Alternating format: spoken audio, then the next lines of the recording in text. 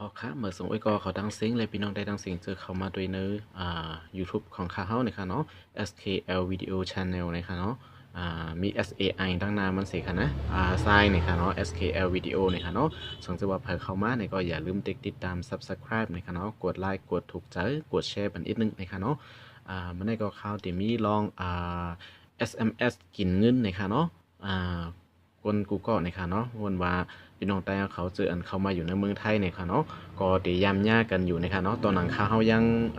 ย่าตัวทบมาแล้วนะคะเนาะว่ามันจะมี SMS ส่งมาเสียหักเงินเฮาในโฟงเฮานั่นค่ะเนาะเติม100 บาทในกำกล้วยเนี่ยค่ะเนาะกินเจอหมดนะคะเนาะเติม100ในโปงส่งมาให้2-3อันได้หมดเอาเนี่ยค่ะเนาะ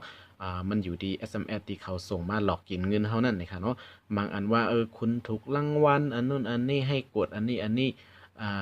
นั้นก็รับข่าวอันไหนนี่ครับมาบอกมันได้เฮ็ดเป็นกำนะครับเนาะข่าวนะครับเนาะเหมือนเจอหนังช่วงลูกอ่อน13ก็ติดทำนั่นนี่ก็ได้มี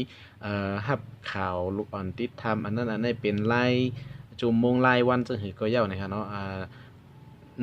3 บาทต่อ1ข้อความนะครับเนาะบ่ว่าบางอันก็ได้มี7 บาทจังได๋ค่ะนะบางอันก็อีกนึงนะครับเนาะ มันจะเป็นข่าวนะครับเนาะที่ส่งมาเป็น SMS นะครับเนาะบางอันก็จะเป็นว่ารุ่น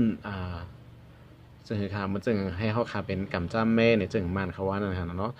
จกรางวัลเนี่ยนั่นค่ะเนาะเพราะว่าที่ปอกอันนั้นอันไหนนี่ค่ะเนาะที่รายเงินกันได้นี่ค่ะเนาะส่ง SMS มานี่ค่ะเนาะอ่า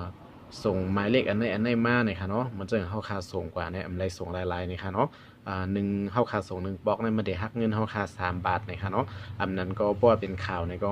มันส่งข่าวมาปันเฮา1อันเนี่ยมันได้หักบางอันก็ที่มัน3 บาทนี่ค่ะเนาะเงินไทยค่ะเนาะบางอันก็ได้เป็น7 บาท10 บาทจังได๋ก็ได้มีนี่ค่ะเนาะ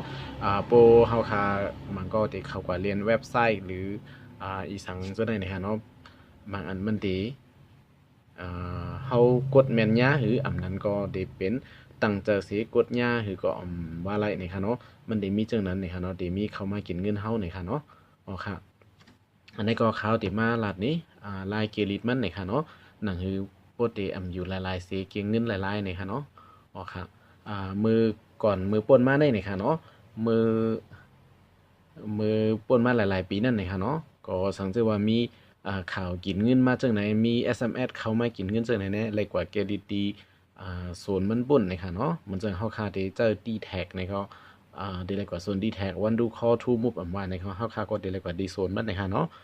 กวยกำมือเหลียวอำไรกว่าแล้วนี่ค่ะเนาะรู้กว่าตั้งราคาอยู่ตีเฮิรนตีห้องเฮาคาสิเฮ็ดทั้งกวยเกลีทั้งกวยก็ไล่นี่ค่ะเนาะต้องโลกกว่าที่ล้านฟงมือถือนี่ค่ะเนาะอ๋อค่ะอันนี้ก็เขาที่มาลัดนี้นี่ค่ะเนาะอ่าสองสัวเผาหู้เย้าในก็คามกว่าไล่นี่ค่ะเนาะสองสัวเผาหู้ในก็ตัวยสีต้องไว้นี่ค่ะเนาะอำหยับสังนี่ค่ะเนาะเกลีทั้งกวยนี่ค่ะวันนามาสองสัวมีลองหยับจนหือในก็เดลัยเกลิดนี่ค่ะเนาะไปเป็นนี่ก็เผื่อวันหนึ่งเป็นว่าไล่นี่ค่ะเนาะเขาขาก็เดลัยเกลิดทั้งกวยนี่ค่ะเนาะอ๋อค่ะอันนี้ก็เขาได้มาลัดนี้นี่ค่ะเนาะอ่าอันนี้ที่เป็นดอกจัน137นี่ค่ะเนาะว่าเครือข่ายในก็เย้านี่ค่ะเนาะโทรกว่าไล่นี่ค่ะเนาะอันนี้เขาได้จำนี่พี่น้องเขานี่ค่ะเนาะดอกจันนี่ค่ะเนาะสตาร์นี่ค่ะเนาะ1นี่ค่ะเนาะ3นี่ค่ะเนาะ7นี่ค่ะเนาะอันนี้ก็โทรหลายๆกว่านี่ค่ะเนาะเก่งเงินนี่ค่ะเนาะโทรกับจำได้เลยนี่ค่ะเนาะสังเกตพี่น้องเขาเจ้าฟงอยู่นี่ค่ะเนาะมี SMS เข้ามากินเงินก็บางอันที่เป็น SMS ที่มันส่งมาที่มาสุกยงกวนส่งมากวนถึงมันหักเงินก็มันดีสุกซักเฮ็ดให้เฮาฟงเฮาคาได้เจอเต็มนี่ค่ะเนาะมันก็ดีเข้ามาในเครื่องมันก็ได้กินที่เก็บในเครื่องเฮาอยู่นั่นแหละค่ะเนาะเอาค่ะจำได้หลายกันกูก็นี่ค่ะเนาะสังเกตว่าเคยฮู้นี่ค่ะเนาะเก่งเงินนี่ค่ะเนาะอันได้โทรหลายๆกวยนี่ค่ะเนาะเหมือนจังมาดีใน137นี่ค่ะเนาะเฮาคาก็เด็กโทรออกดีในนี่ค่ะเนาะว่าวันดูคอทูมุบจะในอันเดียวกันนี่ค่ะเนาะเขาค่ะก็เดมีถอมเปิดเสียงสีถอมนี่ค่ะเนาะอันนี้ค่ะเนาะบริการยกเลิก SMS นี่ค่ะเนาะยกเลิก SMS สิทธิพิเศษอันนี้ก็ทีมเลยส่งมาจากส่วน D-Tag นี่ค่ะเนาะอันนี้เป็นเบอร์ D-Tag นี่ค่ะเนาะบางอันก็สมัครเก่งเงินนี่ค่ะเนาะที่สมัครและถูกคิดเงินกด3 เด็กสองค่ะเนาะ ยืนยันกด 1 กลับไปเมนูก่อนหน้ากดดอกจัน ถอมแดงก้ำในกดดอกจันนะคะเนาะ ยกเลิก ผมปลองใจนะคะเนาะ พิเศษโฆษณาที่ไม่ได้ส่งจากดีแท็กกด 1 ยกเลิกบริการ SMS ที่สมัครและถูกคิดเงินกด 2 อันนี้ค่ะเนาะสงสัยว่าเขาถูกคิดเงินในสองค่ะเนาะ กลับไปเมนูก่อนหน้ากดดอกจัน เอาค่ะยืนยันกด1นะครับค่ะยืนยันหน่อยค่ะเนาะ กำลังดำเนินการยกเลิก SMS ที่ถูกคิดเงินกรุณารอข้อความตอบกลับ หรือครั้งต่อไปยกเลิกได้ที่โทรดอกจัน777ฟรีค่าบริการค่ะ อ๋อค่ะ อันนี้ก็น่าก็เป็นอันเยาตัวหลีงามนะคะเนาะเด็กเลิก2เสียเลิก1นะคะเนาะเยาก็มันได้ส่ง SMS มาลาทาวามันยุกเลิกเป็นอันยุกเลิกเอาออกบริการอันนั้นเยาตัวหลีงามในที่มี SMS เข้ามาใหม่นะคะเนาะเยาก็เมื่อกี้ในเขาว่าต่อไปเพราะว่าเคยยุกในก็เด็กดอกจัน777 3ตัวนะคะเนาะอ๋อค่ะอันนี้ก็อำไปหัน SMS เข้ามายุกเลิกนะคะเนาะอันนี้ก็จามด้วยแทงนะคะเนาะดอกจัน777นะคะเนาะอันนี้ได้เตรียมข่าวว่าเตรียมมีกวนห้องลาดความสีลาดนี้เฮาจังได๋นะคะเนาะอัปเดตปัวเฮาค่าส่งก็จังได๋ในก็ภายตั้งปุ่นเตต้วยเหยุกเลิกกว่าหังกวยมันนะคะเนาะอ๋อค่ะจำด้วยอันที่เขาลาดบ่ไกลนั่นนะคะเนาะ ดอกจัน777บริการทำรายการอัตโนมัติฟรีค่ะ อันนะคะฟรีเหมือนกันนะคะเนาะเก่งเงินนะคะเนาะ321 บาท 107 บาท อันนี้สมัครอินเทอร์เน็ตนะคะเนาะ กด 1 แจ้งปัญหาการโทรออกและเน็ตกด 7 ยกเลิกรับ SMS ที่คิดเงิน นะคะยกเลิก SMS ที่คิดเงินนะคะเนาะกด2นะคะเนาะยกเลิก SMS ที่คิดเงินนะคะเนาะ SMS ที่ถูกคิดเงินทั้งหมดกด 1 ยกเลิกตั้งหมดนะคะเนาะที่คิดเงินก็ว่าเย้ามันคิดก็เย้านะคะเนาะเด็ก1นะคะเนาะ ยืนยันกด 1 กลับไปเมนูก่อนหน้า อันนี้ยืนยันกด1นะคะเนาะเอาค่ะก็ยืนยันนะคะเนาะ ดำเนินการยกเลิก SMS ที่ถูกคิดเงิน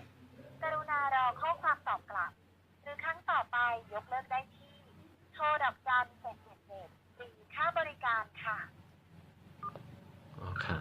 อันนี้ก็เหมือนกันนะคะเนาะยาก็จะมีดอกจัน666ในแข้งกั้มนะคะเนาะดีเขาว่านั่นนะคะเนาะซึ่งถือได้กล่อม6นะคะเนาะ